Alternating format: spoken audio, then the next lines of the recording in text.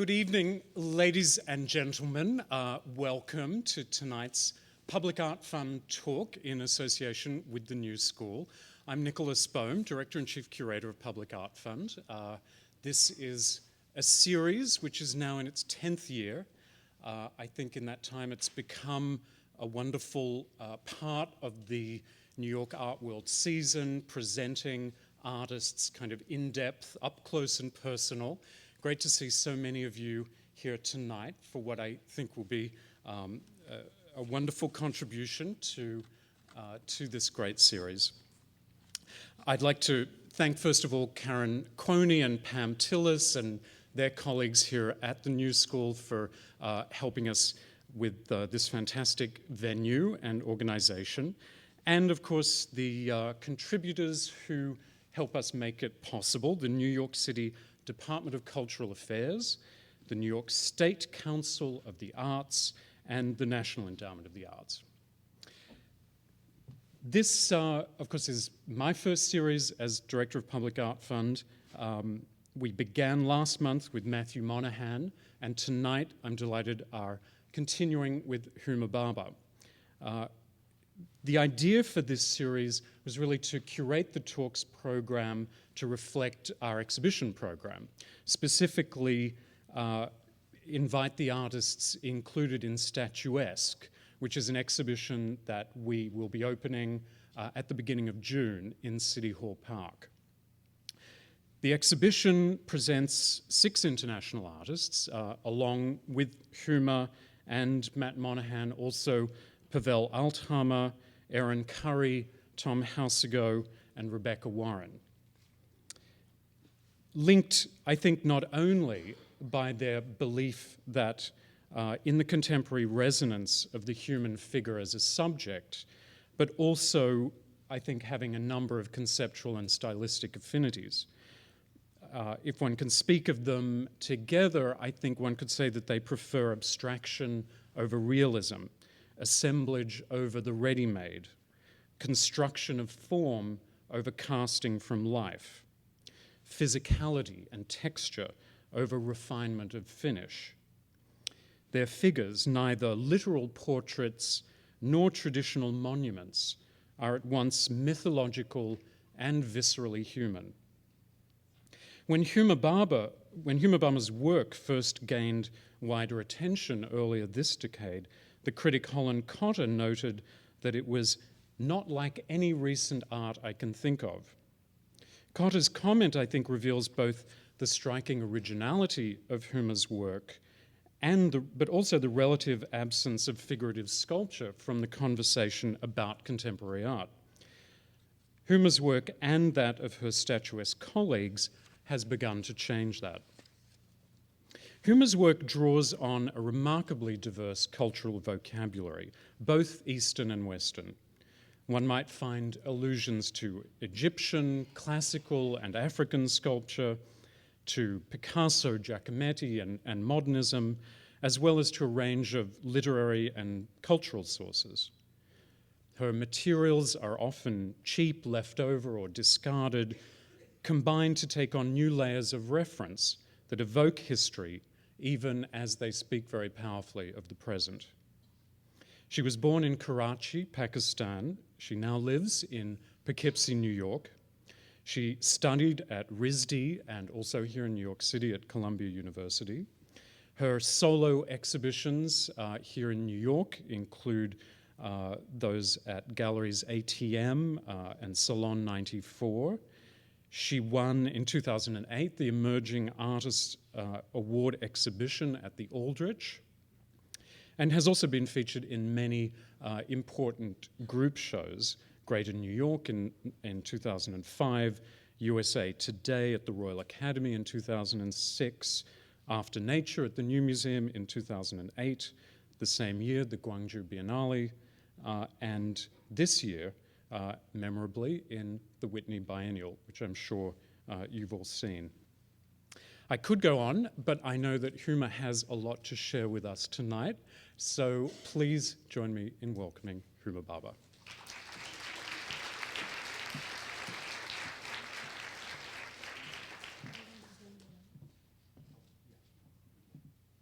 Can we dim the lights?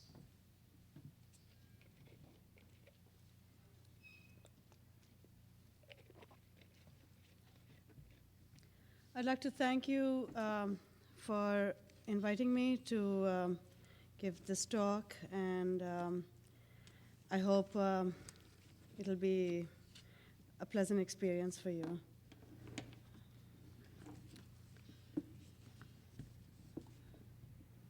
I'm going to start with showing you some images. When I do my work, there's no set plan or concept, and it develops between a balance of practicality and form. I will be showing a range of images of ancient stone sculptures and other images which either directly or indirectly inform my work and mixed in with images of my own work. Hopefully this will somewhat reflect this will reflect how my mind works when I make my work. Karachi and New York have been two places where I've spent my life, and the influence they've had on my work has slowly emerged. My connection to a special kind of rawness, which is found in Karachi, where I was born and raised, and where my family lives. Relationships started to emerge in my work between my fondness for the rough edges and the unnatural roughness and ruins being created every day by ongoing conflicts in the Middle East, Afghanistan, and now Pakistan. The work also began to connect more and more to the history of sculpture, but with the shadow of popular culture always present in the sculptural landscape that I work within. I think this expansiveness was natural since the stories or themes that I'm interested in, which are war, colonialism, displacement, and memories of home, are eternal themes found in all cultures. And as William de Kooning said, everybody is already in art, like a big bowl of soup, and you just have to stick your hand in and find something for you, but it was already there like a stew. This first image, which is on the screen, makes me think of a Sergio Leone movie, or An End to a Biblical Disaster, or something from a newscast, but it's actually from Karachi. These images that you're going to see next are of undeveloped areas and active construction sites. Some of these structures are where construction workers live. It looks like shelter as sculpture.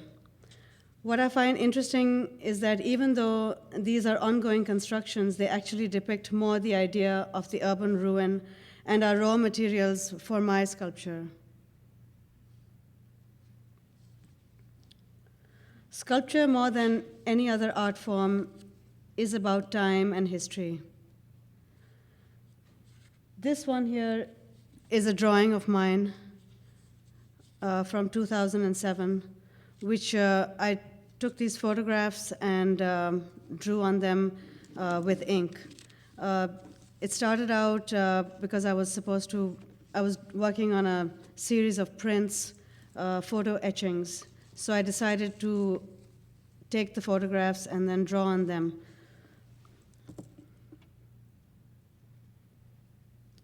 This is another one from Karachi.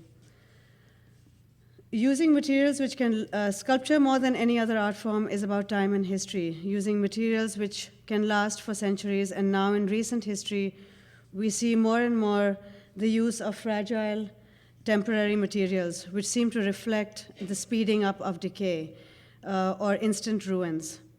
There's also the historical connection to romanticized ruins, and that's and Smithson's Monuments of Passaic, which is on the screen right now.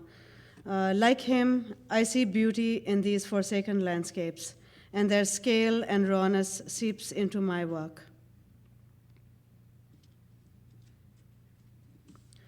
These are images of the largest sculpture I have done to date, and it fuses all the ideas I have been discussing so far.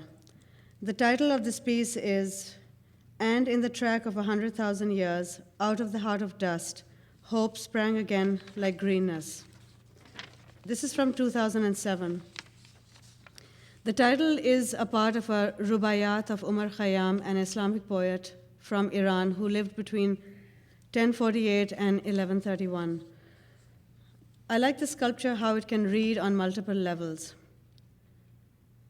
As a landscape, characters on a stage, where ruins go to die, a sculptural garden where the history of sculpture has ping-ponged itself into dust and serenity. Theater in the round, actors so ancient that they become science fiction, staring off stage, waiting for Godot or the next tragedy, a palette born in a cubist world, witness to the birth of modern war machines. Monuments, obelisks, temples, hewed from refuse and shadows.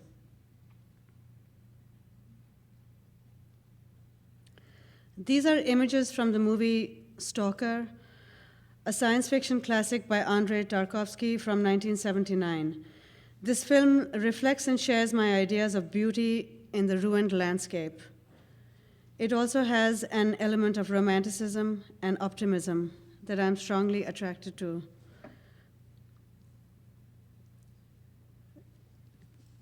The original movie film was destroyed, and what's interesting is that they had to remake it with a much lower budget, and this is the result of it.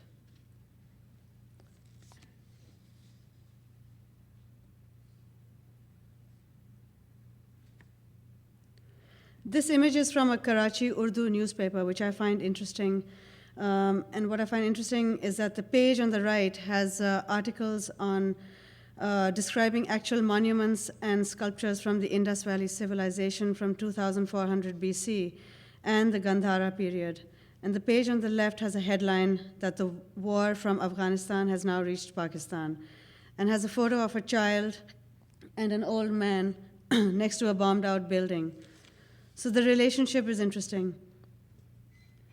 These next images are of Thomas Hirshhorn's show at Barbara Gladstone a few years ago. I thought it was a great show, and I was surprised at how angry it made some people. It's unfortunate that art is seen as not the place for political ideas, especially when they reflect a certain point of view. I personally don't think artists should feel limited or restricted by any ideology. I also love how Hirshhorn has incorporated African art, current events, modern abstraction, and into this installation. It's very original and alive. African art, for me, has been a huge influence on my work. The scale, the imagery, the skill. I look at a lot of images, especially when I'm stuck, and this is an example of one of them. This is a piece of mine. It's titled Centaur. It's an earlier piece from 2000. It obviously relates very much to the next image. This piece is basically a chair and a parka and a styrofoam head. For me, it was kind of like a breakthrough when I made it. The piece that it relates to is the Joseph Beuys chair with Fat. I'm a big fan of his work, his connection to history, fiction, and nonfiction. I like the ritualistic quality and how his work has a fragile, transformative mythology. I also like how the work has been photographed, and then that makes one think of Brancusi's photographs of his sculptures in the studio. This is another piece by Joseph Beuys. It's called Tram Stop.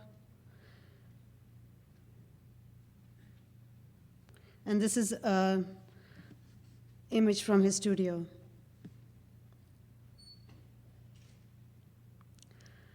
This is an intense view of Michael Heiser's piece called Double Negative. Like Beuys, it has a timelessness, but it is permanent and solid. This is a drawing of mine on a photograph that I took from 2007.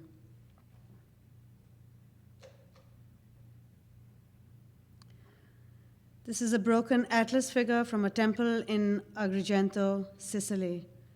It relates very much to how I look at work and the idea of broken pieces or stacked pieces and how to deal with the armature. This is an ancient eroded stupa from 4000 BC from southern Pakistan.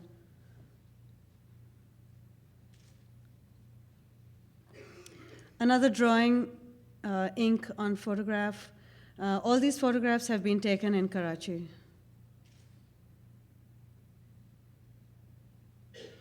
The next 4 images are from the vast complex of abandoned temples at Angkor Wat in Cambodia, built between 879 and 1218.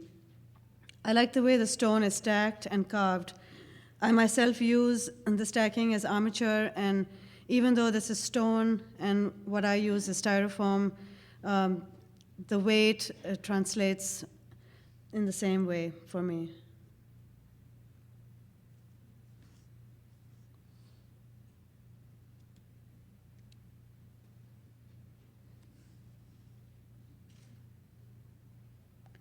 This is a beautiful relief from Babylon.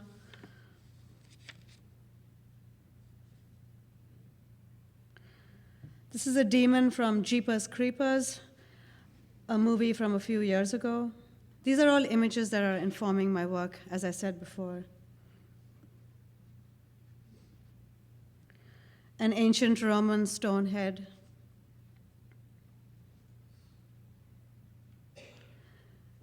This is a beautiful mask head by Matthew Monahan. Here is an example of a contemporary use of fragile materials as opposed to what you saw before, paper, referring to an image or mask which seems ancient and timeless. This sculpture is mine from 2004. It's untitled. It's an early bust, and it's very aware of Picasso. This is also where some of the materials I use for my armatures, like styrofoam and clay, were introduced. I also began to like how the materials complemented each other, but were a combination that I had not seen. Also realizing how modeling clay in an expressionistic way was something that I really enjoyed. This is, soon after this, the work started to develop in a very rich direction. This is another example of a bust. It's titled They Don't Speak, and it's from 2007. This is a side view.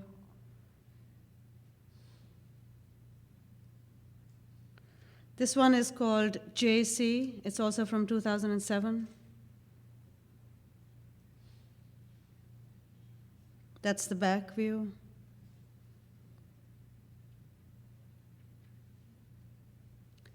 This one is Untitled from 2008.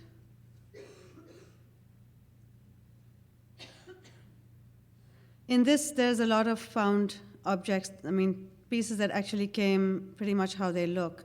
And there's also an introduction of a skull of an animal.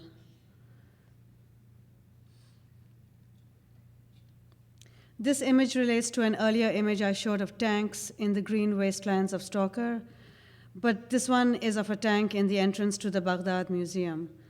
I'm also interested in how the ancient is contrasted here with the frighteningly new.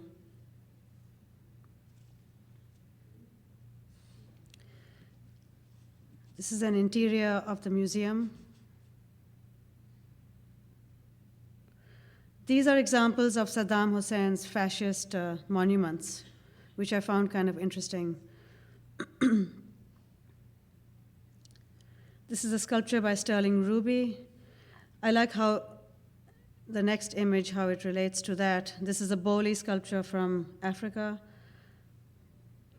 And what I like about these two images is how they relate to each other, yet the materials are synthetic versus natural, but with a very similar spirit, fetishistic, ritualistic in their use. This is an image from a newspaper of an I-beam being transported by a donkey cart. This is obviously from Karachi. It's a very common sight, and donkeys are amazingly resilient and a very a good form of transportation. They're also one of my favorite animals, so I thought I'd throw this in. This is a sculpture of mine called The Main Player, and in a certain way relates to the image I showed before. The Main Player is from 2007. It is an important piece. It's larger than others, earlier ones like this one. I refer to these kind of pieces as large heads. But in this one, I developed the landscape idea more. Also, the shift in scale that takes place from landscape to architecture and from armature to bust.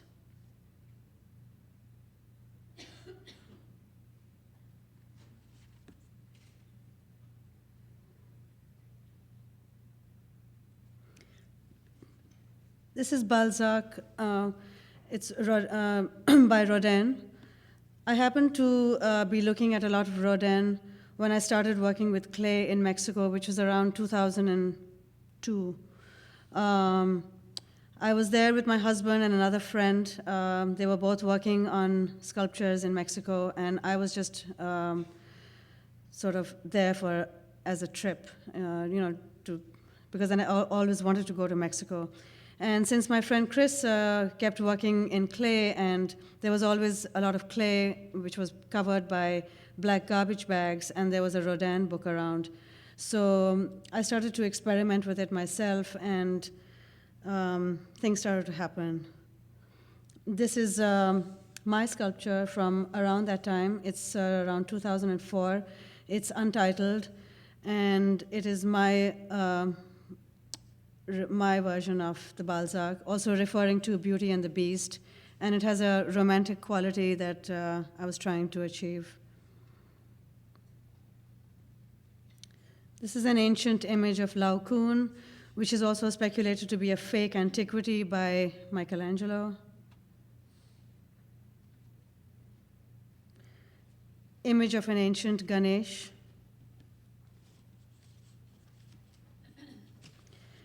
This piece is titled Sleeper from 2005. It was in my second solo show in New York. It was actually my first life-size standing figure. I was thinking of the chorus, and it's interesting how the pedestal is part of the sculpture. It's also a found object. Is it stuck in the white cube pedestal, or is it part of it? I like this ambiguity. My pieces are made with an idea that each side is different and referring to something else. So it's very important to walk around them so that you see something completely different. This is an early chorus. An ancient Egyptian couple. I'm really drawn to the idea of walking monuments, and I think that sort of comes through in some of my pieces where the movement does sort of reflect the way these Egyptian figures have movement in their legs. This is an ancient stone sculpture of Coatlicue in Mexico City.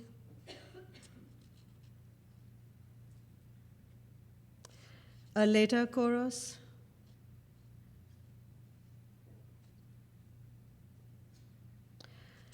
Two chorus-inspired feet with a missing body. These are my pieces from 2007.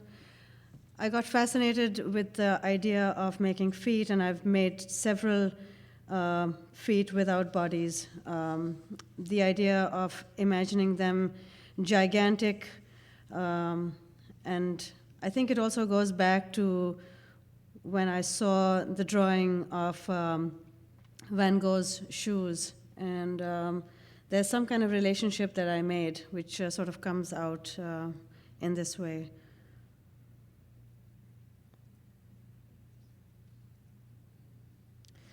This is a sculpture called Degraded.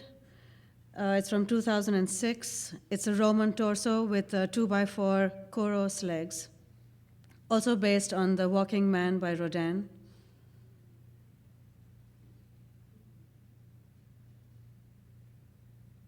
As I mentioned earlier, Brancusi's use of photographs and that's why I wanted to show this photograph, because it's important to some of the work I'll show you later, which is photos that I take of my sculptures. And I see in this photograph a real cinematic element which I've tried to develop in my photographs too. He also used photography as another medium. So it's interesting that he made sculpture, but then the photographs were meant to be photographs.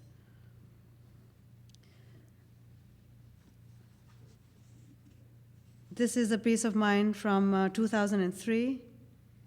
It is titled Nellie, and it shows further experiments in clay modeling and my experiments with a cinema-like setting. It also reminds me of a mix of Vermeer meeting Bernini's Saint Teresa in Ecstasy. These are the images the sculptures that I usually make into photographs are made out of real clay, and they're not in my studio. So the idea is also to document them, and also the fact that the clay is with real clay, it tends to crack and fall apart very quickly, so you have to sort of document it as soon as possible. Matthew Day Jackson take on Brancusi. I'm also a fan of his work. I really like how he splices the history of sculpture, and with the history of North America.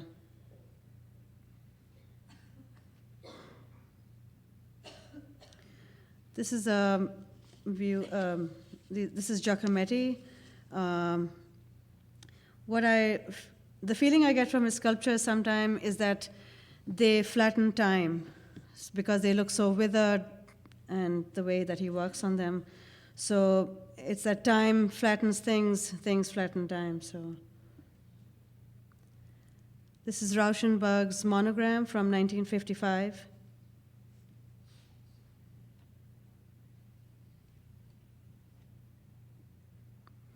This is a piece of mine called Bumps in the Road from 2008. I like how I developed the idea of the stage, the plinth, the road, and looking back at the larger piece I showed you earlier, the largest one that I had done, the one which is titled Anne in the Track of 100,000 Years. This sculpture has more of an implied movement, something that I get very much from Rodin. It makes me think also of Don Quixote and Sancho Panza traveling down Cormac McCarthy's The Road. This is a back view of the sculpture. As I mentioned before, each side represents something different, so it ends up looking much more architectural, and that's also when you get an idea of the scale and how certain things could be seen as much more monumental. What I also like about this is how it's a dismembered body, and it's sort of the head and the legs are walking next to each other.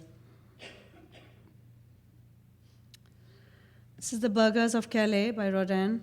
You can almost imagine a camera tracking around the figures. It's very theatrical in a very modern way, and I see similarities to this piece and the piece I showed you before, Bumps in the Road, just in the way that you're supposed to come upon it and how you're supposed to walk around it.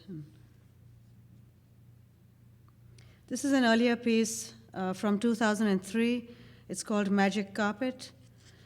It's made out of foam and two found boots.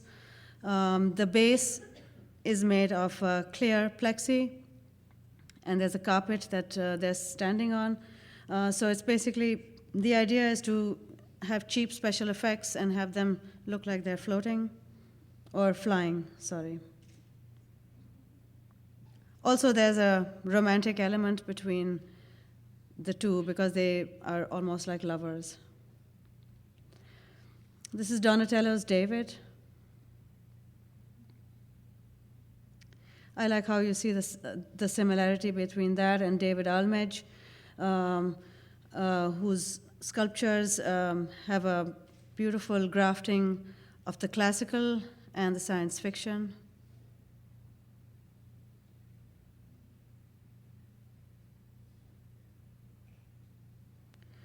This is a piece called International Monument from 2004. It started with the idea of a giant hand slash monument with a bone for a base. The bone comes from a buffalo skull. And also the sculpture refers to Tatlin's model for a monument. The reason why I started using bones is because when I first moved out of New York and was living upstate, I had a job at a taxidermy studio. And so there was a lot of dead animals and skulls and stuff like that. But that job was also really good because I learned a lot of construction techniques, which I started to use in my own sculpture. This is also an earlier piece from 2005. It's untitled, and to me, it looks like an imperial stormtrooper reclining.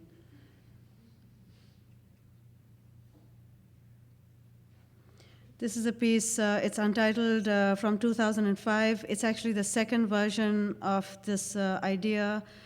Originally, it came out of working with real clay in Mexico and noticing how, as I mentioned before, that to keep the clay wet, you have to have plastic covering it, and we had these black garbage bags covering the clay. And I started working on a piece, and gradually I started to notice that the bag covering the clay started to resemble a figure in a body bag. A prostrate, praying figure gradually came out of that. This sculpture is made entirely of pieces that come together, so it can be disassembled. And there's also a tail of rubble that is coming out of the back. It's all made out of clay. So when I started to notice the fact that it looked like a body bag, it looked like a prostrate praying figure, which is something that happened later, I thought that that was a good thing, and I now see it as a memorial.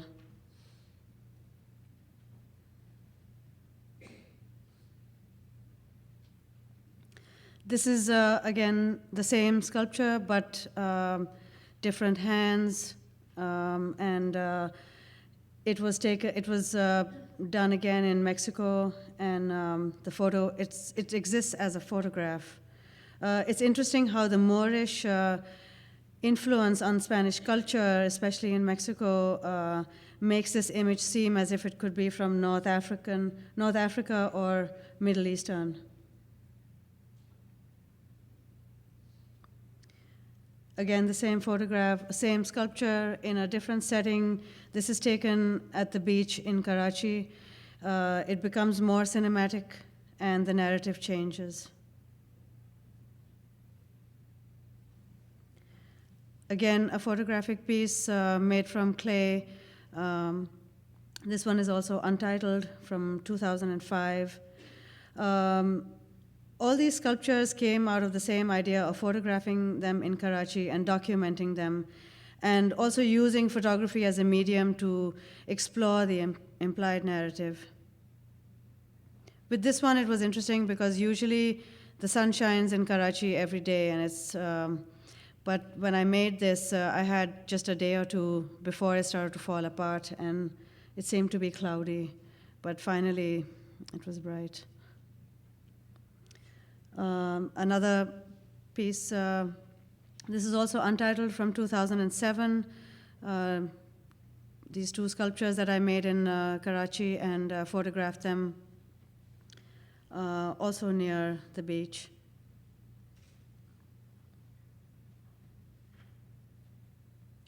This piece is called Museum Without Walls, from 2005.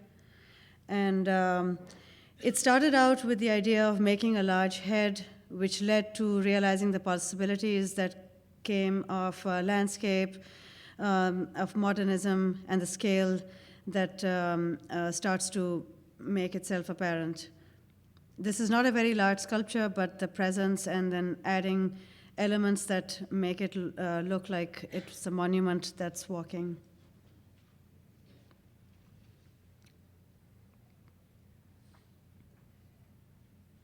This one is called Sell the House. It's from 2006.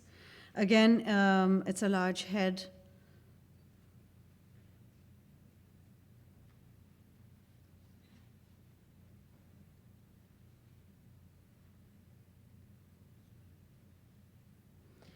This is Picasso. It's makes me think of, it's very influential, but also it makes me think of recycling, and it's the same kind of crouching head, a crouching figure, and the way that this piece appears to me is almost like the way my giant heads have that sort of feeling of sort of falling forward almost. There's a certain movement that I think I relate to in this one. This one is called Man of No Importance. It's from 2006. These images highlight the scale changes that I've talked about. And I see these scale changes as metaphors for time changes, prehistory, post-history, and the contemporary. I see these shifting ideas of time also in the writings of Philip K. Dick, which I have read a lot of and I'm very influenced by. This image that you see is actually inside of that sculpture, and so it literally talks about the shift of scale. This is an image of Philip K. Dick.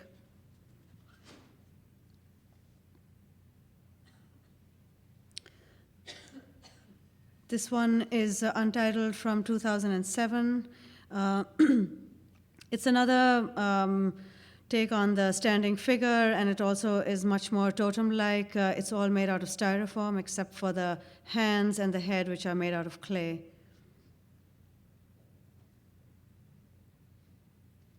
This one is called Athos from 2006.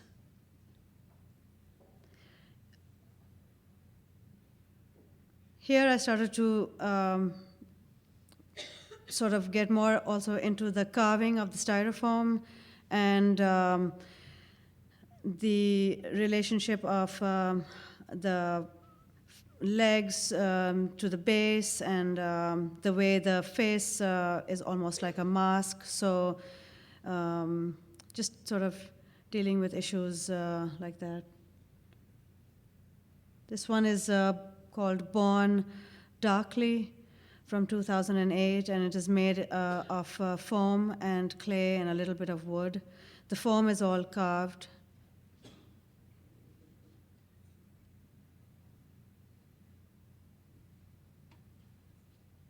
It's blue foam. I think you can see it. What I liked in this one was that I like my sculptures to be seen at a certain height, and sometimes if you just put them on a regular base, if they do go somewhere else, then people tend to put them in different locations, and it sort of changes them in a way. So here, the base, which is a circular base, is part of the sculpture, so you cannot get rid of it. I found this greeting card store near where I live, which was going out of business, and they were selling off their inventory, and I found all this cork, which was from the 70s, I think. They used to use it for displays, and I thought it was a great sort of new material to explore, and I started making these cork busts, or now they've turned into larger figures, and I'm going to be doing a whole series of these. These are from 2009.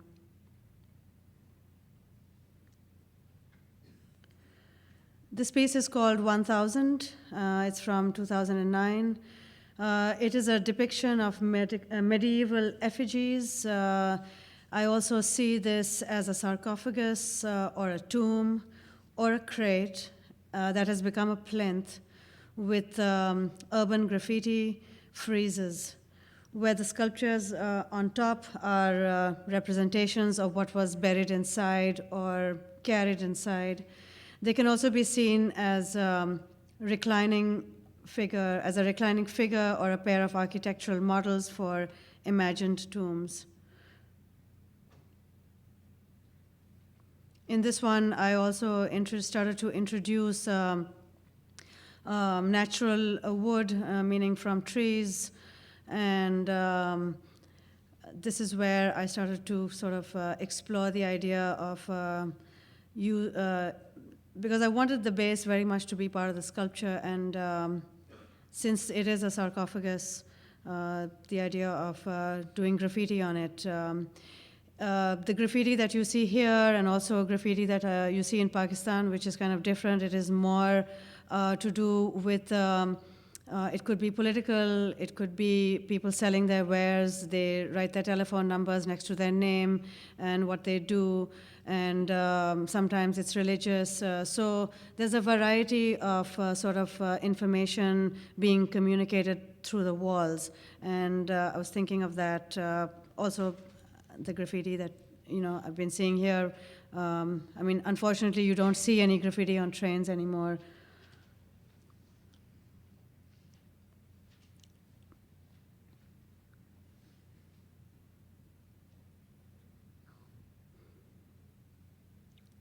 Most of my large heads sometimes are two-faced also.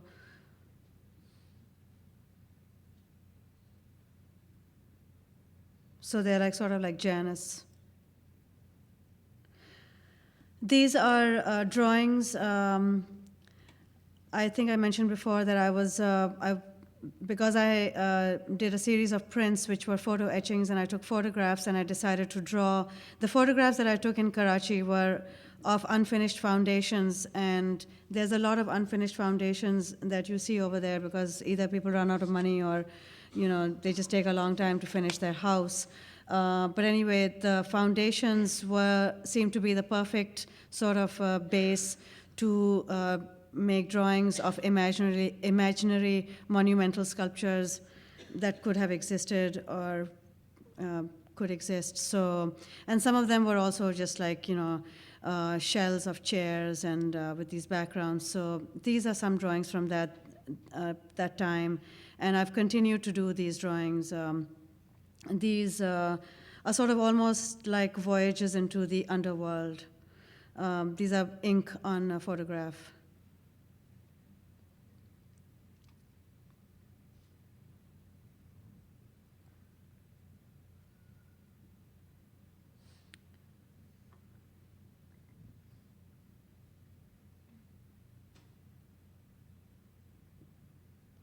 This is a more psychedelic underworld.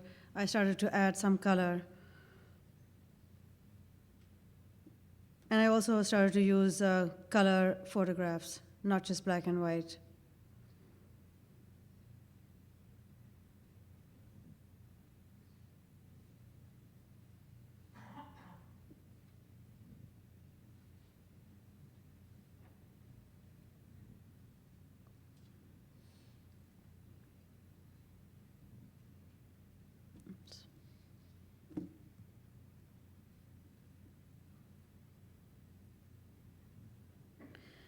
This is an amazing African sculpture that I really like.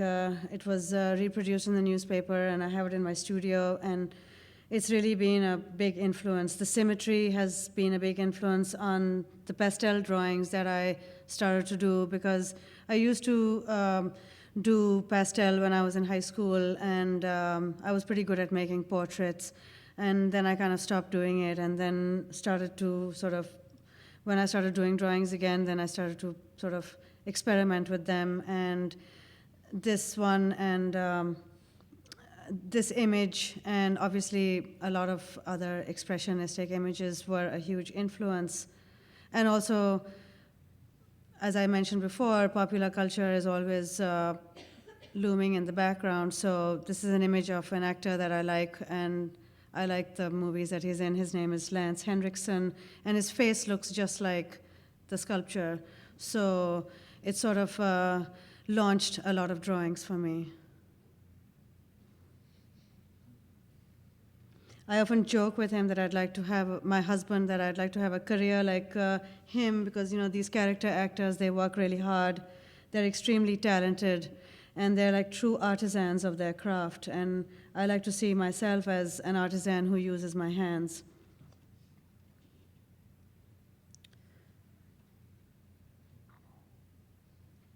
These are on photographs that I took, but these are heads which are influenced also by Picasso, and I decided to use to sort of block it out, so when you look at these you see landscape in the background, but then you see the head. So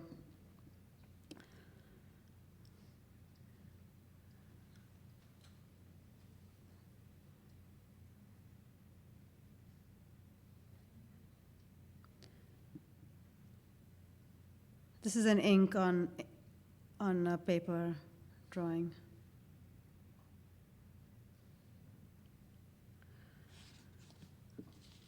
This is an image of Kippenberger's from the lithographs that he did, which were inspired by Jericho's Raft of the Medusa, and it's a beautiful set of lithographs that I was very inspired by. And this image, along with the one you just saw previously, this one is from La Ventura, the Antonioni film from 1960, and it's when the couple is going to the island where the woman disappears. The idea of these two, the lithographs, and then the idea of these kind of scenes inspired and set me into the mood of when I started to work on my next piece, which I'm going to show you for the Whitney Biennial. This piece is called My Skull is Too Small, it's from 2009. And I see this piece as it's death as traveling at sea, going over to the other side, but not moving, calling for help, or waving goodbye. This piece, though, it's very different in how it reads to the earlier piece that I showed you, which is called 1000. It further explores those ideas, and I think a lot of that has to do with the use of the pedestal and how to incorporate that into the sculpture so that it becomes part of the sculpture. There's no longer an issue as to why it's there. And it refers to the drawing on the pedestal refers to the fact that it could be a boat. It also has personal messages that are on it, names of people, just very sort of just things that you have, which you would sort of like send with somebody when they were leaving.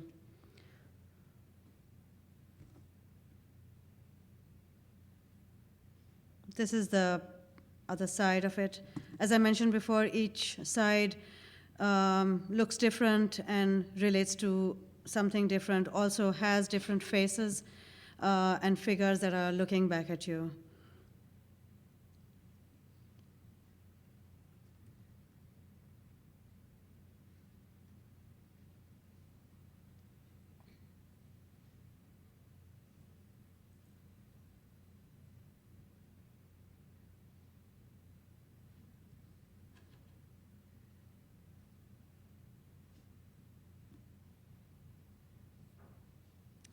I'd like to point out this little figure that is in it also, just to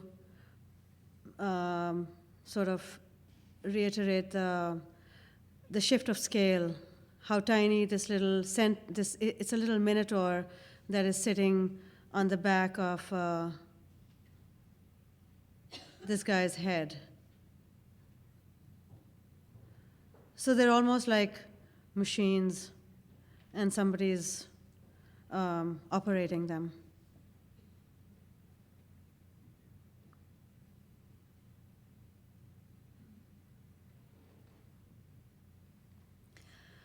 This piece is called A.B. It's from 2006. It's the first bronze that I did, and I made it out of the materials that I normally use, which is wood, styrofoam, and clay.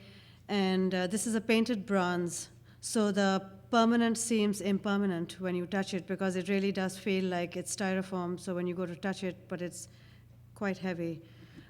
It is a kind of a totem made of something ancient, which is like the head, and then the new is the foam for the body.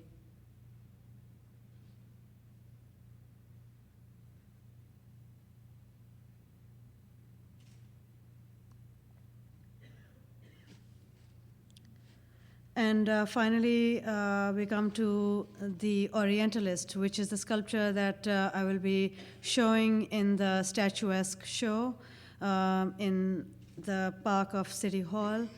And this is from 2007. It's also made out of similar materials, and it has a silver patina. The title of this piece, The Orientalist, is from the book by Edward Said, which I was reading again at that time. I had read it before when I was in college. It wasn't that I was reading it because of the sculpture, I just happened to be. And so usually when I title my work, it happens after the sculpture is finished or it's near finishing. Because things start to happen, you start to think about what, so titles come to mind. And so it was interesting that it was at the same time. And the face, this sculpture has the face of Dorian Gray. And Dorian Gray as a metaphor for the corrupt ideas, such as Orientalism, which thrived during the wealthy Victorian England. And it's also an Egyptian sphinx, or a seated god, or a cyborg king. And I'll show you some more images of it.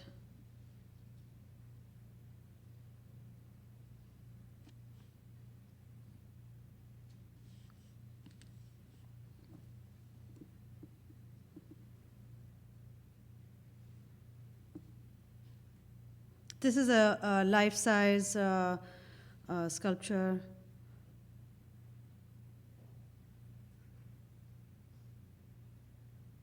This is the back of it.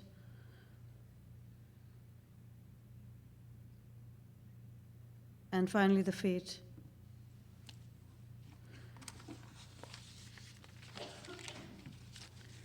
And I'd like to read a poem by Shelley called Ozymandias as a way to end the talk.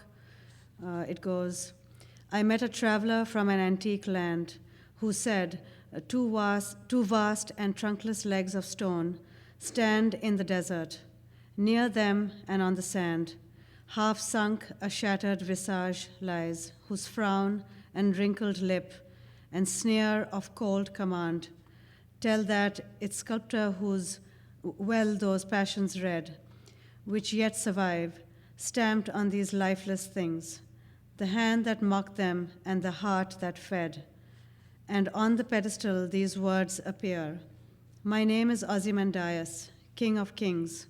Look on my works, ye mighty, and despair. Nothing beside remains. Round the decay of that colossal wreck, boundless and bare, the lone and level sands stretch far away.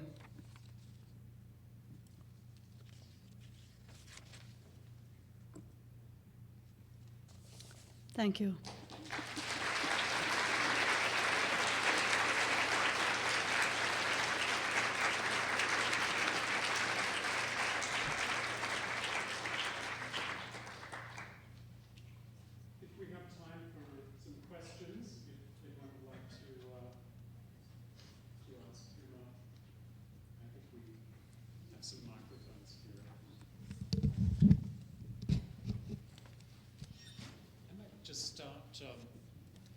just to kick off, interesting seeing the bronzes at the end of the talk there, and noticing that you painted the sort of this the totem-like figure, so that the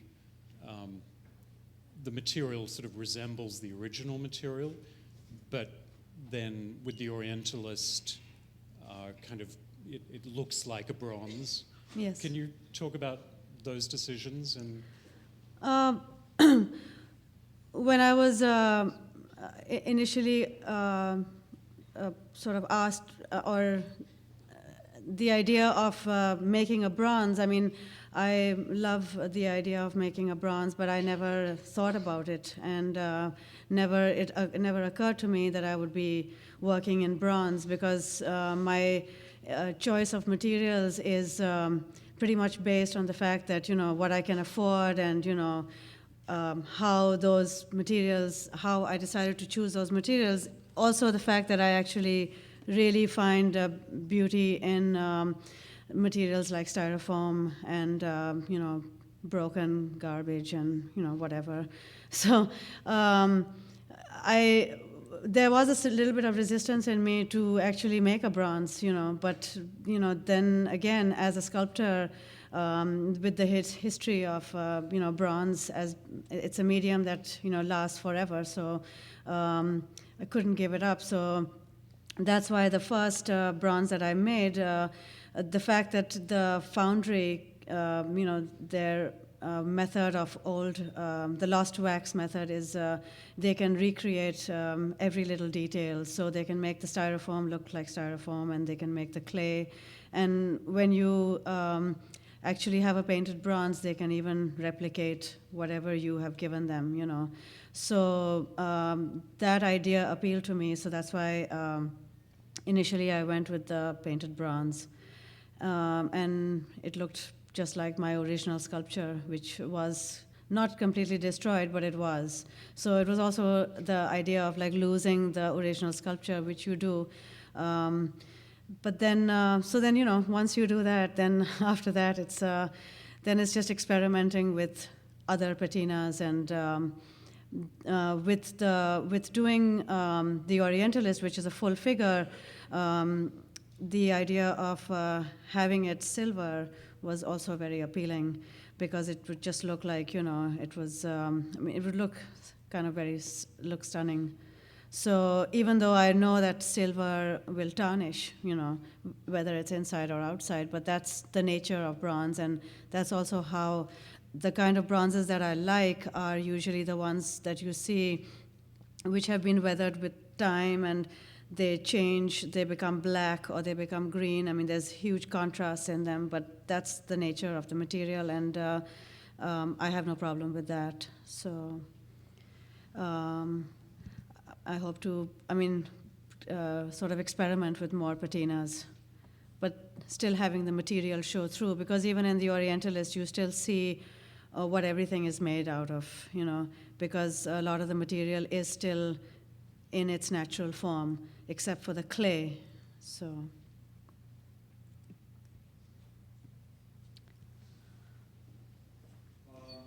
I noticed you used the word romantic in two different ways.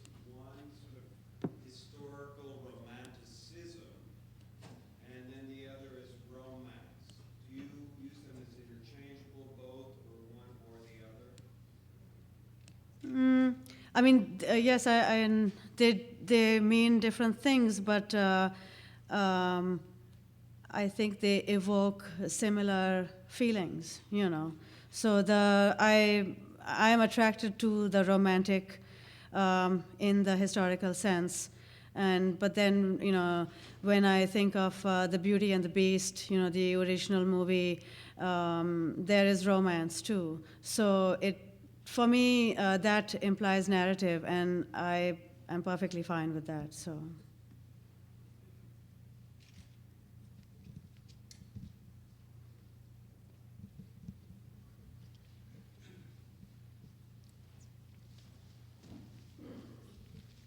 You made a couple of references to futuristic technology, like cyborgs and robots and things. I'm curious about what is your relationship to technology and how does it influence you as an artist? I have very little relationship to technology. I mean, I can, like I can make the images move. I'm not really that sort of enticed by it, or I'm not that curious about it. I mean, of course, your basic things you get used to doing, but when I'm more interested in science fiction, not so much technology.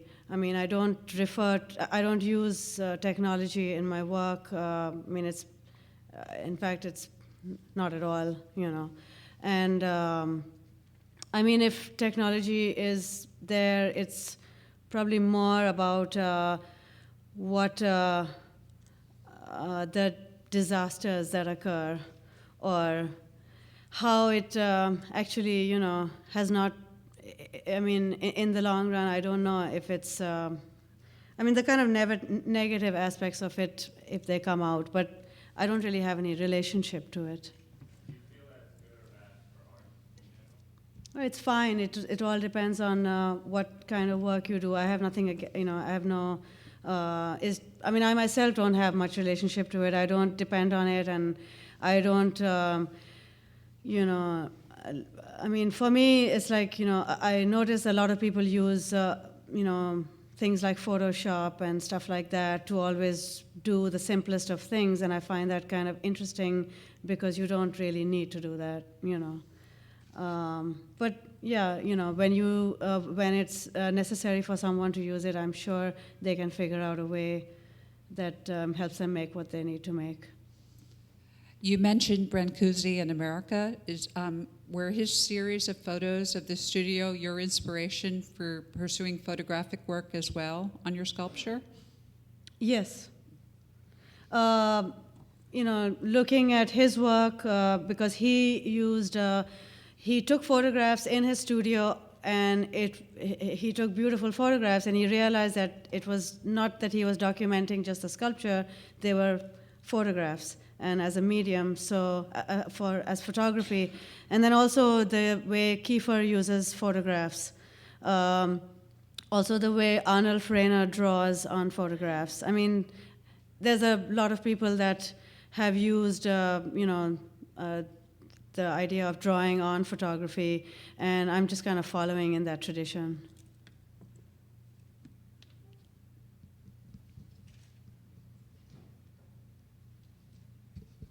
The international monument piece that you showed with the hand, you spoke about it in reference to Tatlin, but I was wondering if you were also thinking of the Corbusier hand at Chandigarh as part of the kind of... Well, I haven't seen that. A critique I'll of check it out, modernism. yeah. Okay. But the relationship to Tatlin just came later because it is kind of something that sort of rises up. I mean, it's not a very large piece, but it refers to the way he made the model. So, and then the title sort of comes from the international monument, so. Okay, thanks.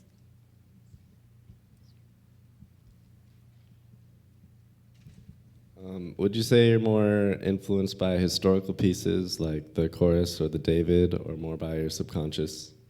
By what? Or your subconscious, like you said, you just do it as you go? I think it's a sort of both, I mean, when you become, when you're really interested in certain things, they're part of your subconscious. So, I mean, like when I mentioned, do you mean like hallucinations and, like sort of, stuff like that, or hallucinatory or imagery? Sorry? Do you have hallucinations? Or? No, unfortunately, I don't. I try. Me too. I haven't really gotten there yet. But it's a synthesis of, just a lot of visual imagery, so. Okay.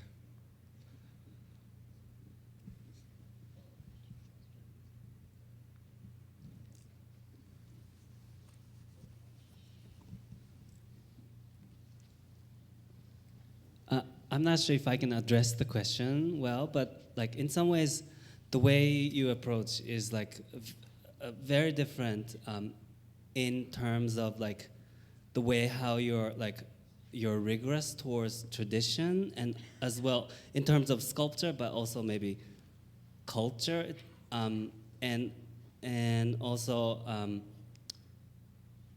you're not afraid of like beauty in some ways. Can you talk a little bit about that? I mean, it's a little bit weird question. I guess what you're saying is that kind of like looking back at history and sort of learning from culture rather than just learning from images, you know.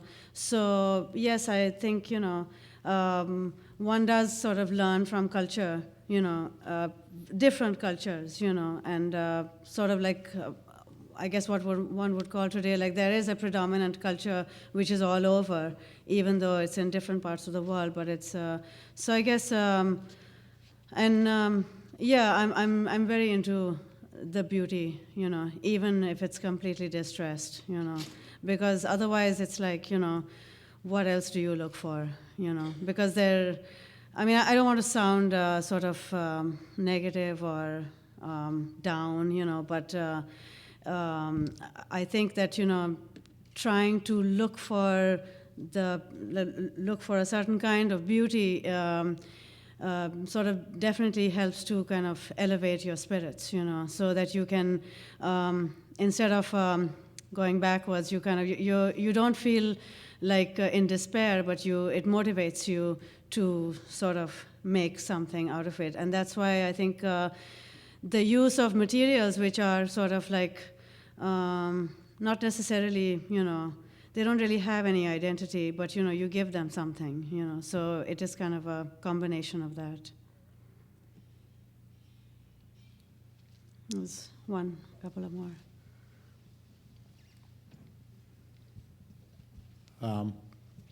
You just said that you were looking for you're in pursuit of beauty. Yes. Even when it's very difficult to find or express, even when it's distressed or in the midst of distress. I mean, to me, this is a profoundly romantic vision of what art should be, or what the pursuit of art should be, and it's also very deeply traditional. Do you remark on that? Sorry, can you say that again? I didn't hear you properly. I'm sorry. You just said that you felt that the most profound thing that you could do was the pursuit of beauty, even when it was distressed or in distress. And it seems to me this is a very deeply romantic idea about the purposes of art, and very deeply traditional. Could you remark on that? Well, I guess I'm sort of trying to follow in that tradition, which is, that's why I showed those photographs from that movie, Stalker, because they deeply reflect how, you know, I mean, the guy is lying in a swamp, you know, and then the dog is next to him. I mean, there's nothing left, you know, and I believe that that area could be Chernobyl, I'm not sure, you know, because it was filmed again, and I also read that that area has now become completely lush and green again, and maybe there are some mutated pigs running around. But the fact that, you know, something like that can happen, I guess sort of makes you think of, well, I guess there is some kind of beauty, you know, or I don't know, you know, because otherwise there's such an opposite of that going on, you know what I mean? Every day, it's just very difficult, you know, like to see how much destruction takes place, you know, so I guess that makes you even want to look for a certain kind of beauty even more, because I don't see, I think I was talking to somebody and they said that, you know, is it that they thought that there was a lot of spiritual there was a sort of element of spirituality that they saw in my work, and I was kind of surprised because I'm not consciously thinking of that or trying to talk about it because I don't think I'm at a position that I can, so, but the fact that, I don't see that much hope, but at the same time, that doesn't mean that, you don't look for what you can so that you can find your answer somehow, or get to the next stage.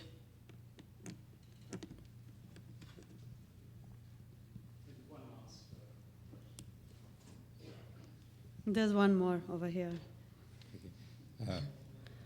I noticed that in your discussion, it seems that the feet, legs, and hand have some type of meaning to you.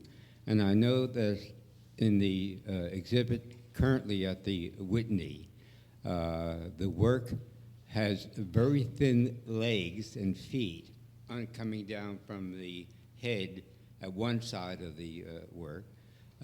Somewhat like, reminds me somewhat of Giacometti. Mm-hmm. And at the other end, the sculpture has the raised hand.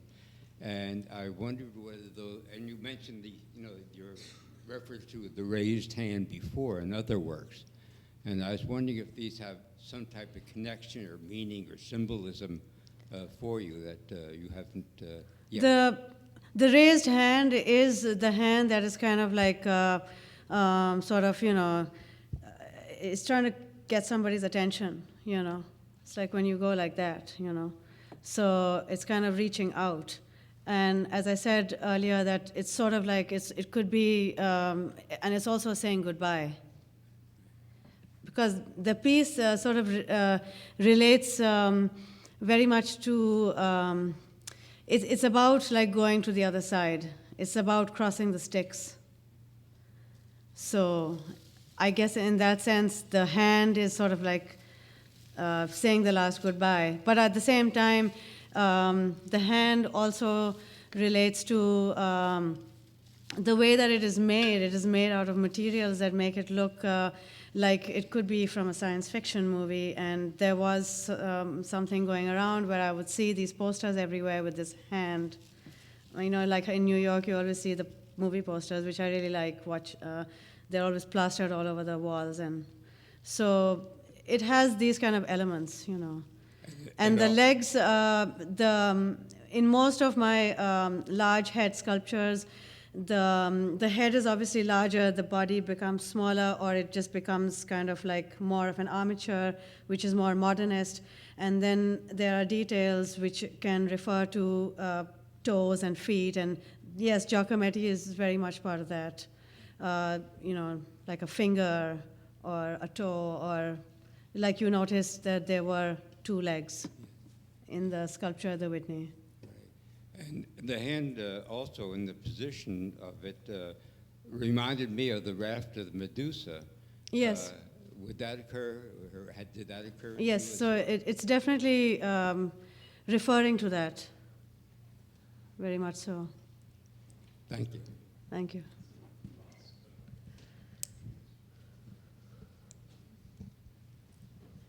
You mentioned the setting of where you grew up. I was just wondering if there's anything from your childhood, any experiences, or something you remember that may have inspired your vision or inspired you to be an artist, to choose that path rather than something else. My mother was an artist, so had a very direct influence from her, and both my parents were very encouraging. So, to become an artist was kind of like they encouraged it, and that's why I went ahead and sort of. I didn't think that I would follow it through, because you always think that somewhere along the line you'll go into a more commercial sort of direction, but fortunately I didn't, and I guess I couldn't because I'm so bad at technology. So, I think I couldn't have done that. So, that's it definitely came from my parents.